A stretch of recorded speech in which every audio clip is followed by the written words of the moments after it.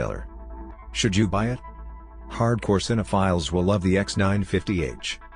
But most folks in the market will probably be looking for better overall value or a TV with more up-to-date features. I say if you are among those who want the best picture they can get from an LED TV right now, the X950H is a solid choice. Those who are less enthusiastic may want to look elsewhere.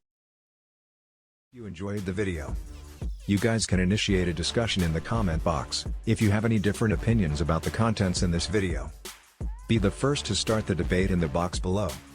Purchase links related to the products in this video are kept in description. We will be grateful if you could please make your next purchase from that link, as this will help us to grow our channel. Good morning, good evening and good night, whichever part of the world you are from. Don't forget to subscribe to stay connected. I will assure you to make quality and interesting videos in future. This is Jason Peter, signing off.